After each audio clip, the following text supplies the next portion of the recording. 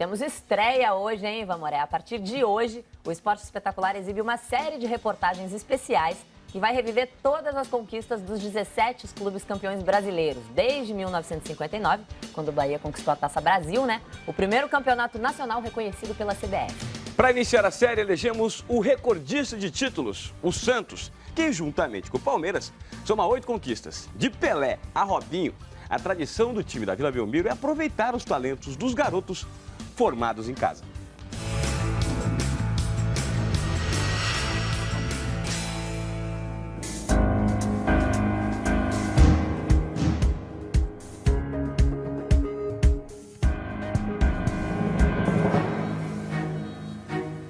Mais do que uma jogada, o símbolo do ressurgimento de um grande.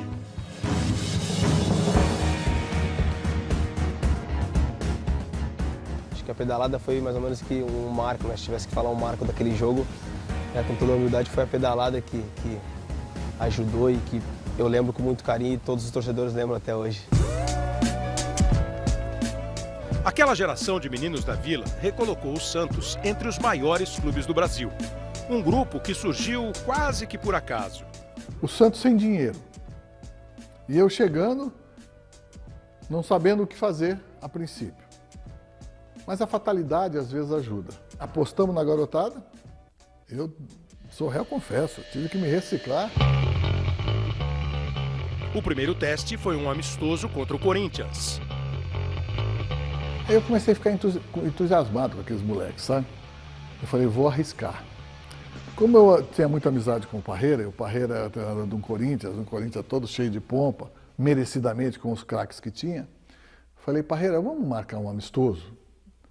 Eu falei, pô, Leão, não tem problema, vamos marcar, o time é pequeno, tal, os garotos novos, mas vamos marcar que eu tô achando que o meu time está ficando bom no treino, eu queria ver se ele era bom no jogo. Aí falei pro diretor de futebol, o Zito, o Zito, você é louco, você tá maluco. Nós vamos tomar uma goleada, como é que nós vamos começar o campeonato? Esses meninos começaram a jogar, aí o Corinthians começou a bater, esses moleques começaram a jogar, ganhamos de 3. O Zito entrou no vestiário, você é um louco com sorte. Falei, ótimo, vamos continuar com essa sorte. Robinho e Diego eram os caras daquele time. Vocês já estudaram juntos? Estiveram com o mesmo... Estudamos junto. Estudar não, a gente ia pra escola.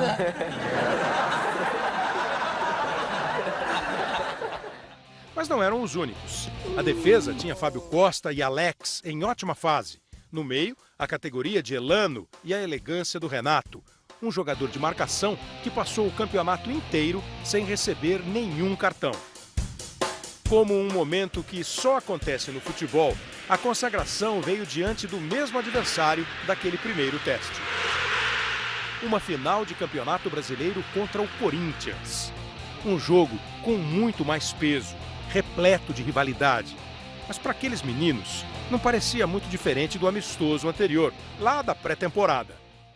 O Robinho pegou a bola do meu lado, comecei a gritar com ele para ir para cima. Robinho, vai para cima dele, vai para cima dele. Vai para cima, entrou na área, vai para cima, entrou na área. Ele foi para cima, entrou na área e foi pênalti. Partiu Robinho, encara a marcação, sambou para lá, sambou para cá, botou na frente a pênalti. E quem vai tirar a bola dele? Pegou a bola, você tem que deixar bater. É a confiança do menino. O Corinthians de Parreira reagiu e virou o jogo.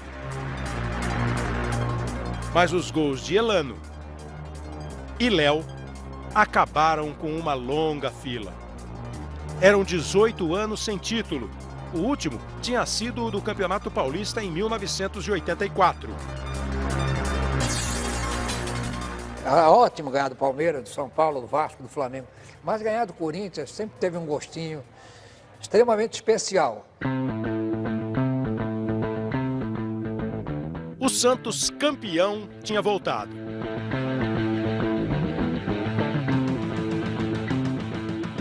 Dois anos depois, já sem Diego, mas ainda com Robinho, o clube estava outra vez na disputa pelo título brasileiro.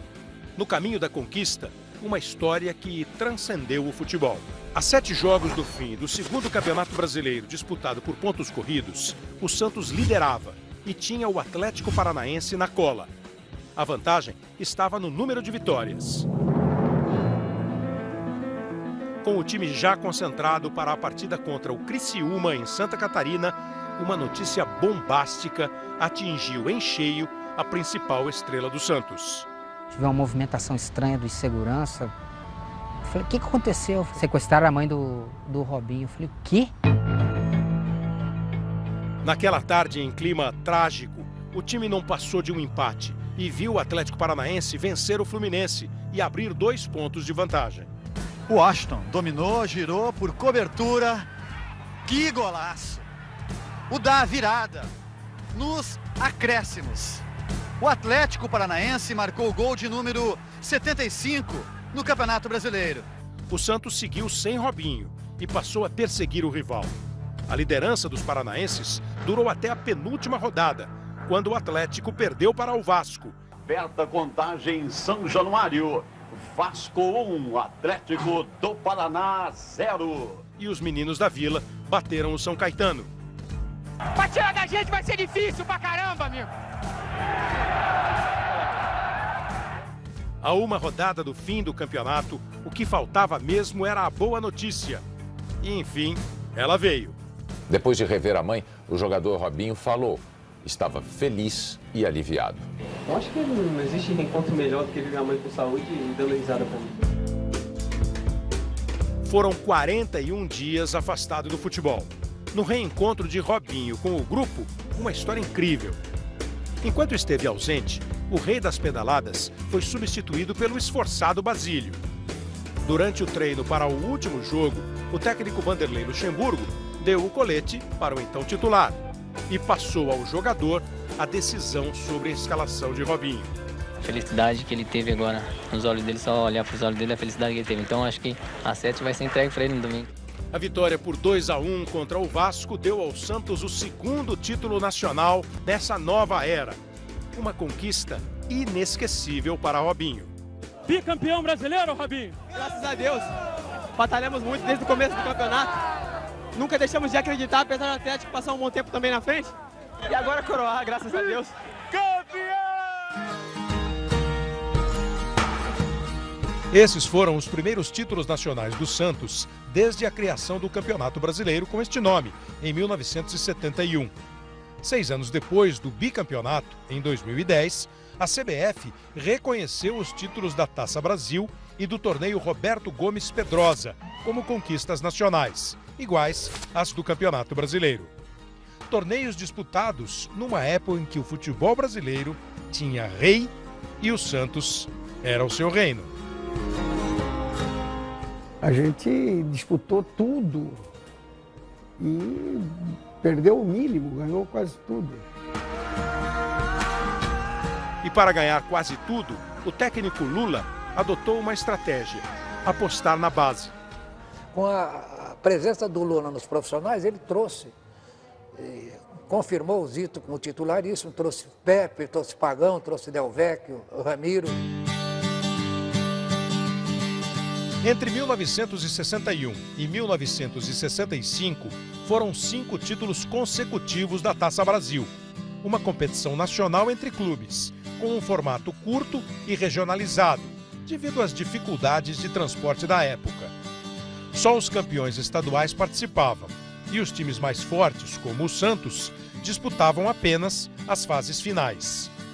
Em 61, por exemplo, o Santos de Pelé entrou na semifinal e não deu chances a ninguém. Fez 5 jogos e tornou-se campeão em cima do Bahia. A final mais marcante foi em 1962, contra o Botafogo de Garrincha. Somando os jogadores do Santos e do Botafogo, eram 11 campeões mundiais em campo. Uma época de poucas imagens e de muitas histórias. Ganhamos em São Paulo e perdemos lá. E o terceiro foi no Rio, foi 5-0, porque eu fiz gozação com o Gerson. Ficou cheio de perna quando ganhou. Eu falei, meu time não perde 2 seguidas, hein, malandro? E a outra foi 5-0 e eu dava a bola para ele toda hora. Toda hora que eu pegava, eu dava para ele. Joga, vê se consegue empatar. O Coutinho foi o maior gozador que eu vi no time foi ele. O Coutinho chegou a jogar de meia reada para não confundir ele com o Pelé, porque ele contava toda a burrada que acontecia. Às vezes o Pelé fazia, esse Coutinho... Teve um jogo no Pacaembu à noite, o Pelé perdeu o gol e o cara falou que fui eu. Aí eu fiz o gol, ele falou que foi o Pelé. Tá entendendo? E aí na gozação, aí no outro jogo, na gozação, eu falei para ele, agora eu vou meter um troço aqui no braço e vai diferenciar. Foi mais na base do sarro, não tem nada a ver. Para mim, aquele que fizesse estava de bom tamanho. Não... Coutinho se tornou o companheiro ideal de Pelé. Juntos, inventaram a tabelinha que desnorteava as defesas. A linha ofensiva do Santos, formada por Dorval, Mengalvio, Coutinho, Pelé e Pepe, jogava por música. E o som afinado deles ecoava nos adversários. Eles entravam muito preocupados quando jogavam com o Santos. E, notadamente, quando vinham aqui na Vila Belmiro, já desciam a serra rezando. Em alguns momentos, eles pediam para a gente ganhar de pouco. Pô, pelo amor de Deus, ganha de pouco.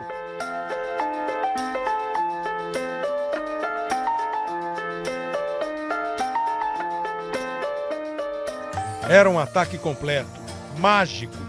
Reunia a técnica de Pelé e Coutinho com a pontaria e potência do chute de Pepe, o canhão da Vila. Roberto Carlos, lateral esquerdo, chegou a 109 por hora, 109 km por hora. A minha bola saía com 122. Outro dia eu encontrei o Canarinho, que era o goleiro do 15 de Piracicaba, na minha época, e eu perguntei para ele, Canarinho, quando batia pênalti, eu só chutava na mão esquerda do goleiro, no canto esquerdo do goleiro. Por que você pulava do lado direito? Toda vez você pulava do lado direito. Ele falou, pô, para não levar bolada, né? O ataque avassalador do Santos fez 15 gols em 4 jogos na Taça Brasil de 63. Na final, venceu o Bahia com 8 gols nos 2 jogos decisivos. No ano seguinte, novo show. 20 gols em 6 partidas. E na decisão, outro nocaute.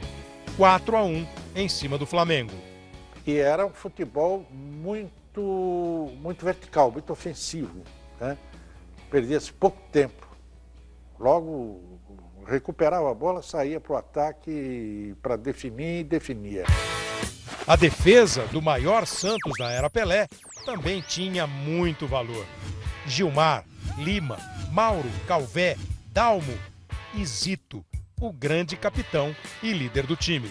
Às vezes estava ganhando com alguns gols já, e eles se acomodavam, então eu apertava eles bastante.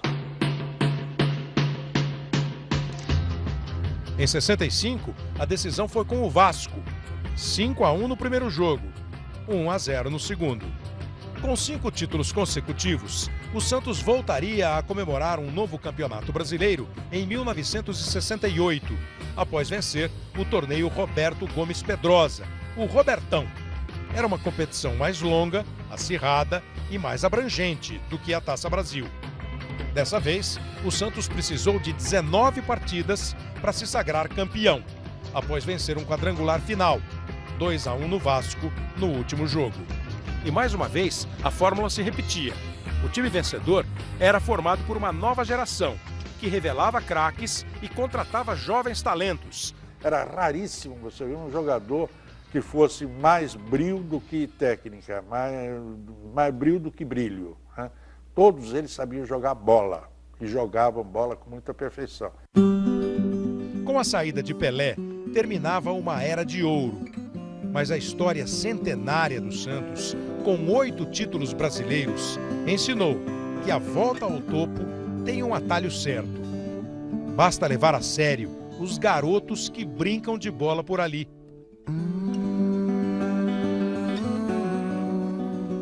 O Santos sabe que uma grande final começa na brincadeira da molecada.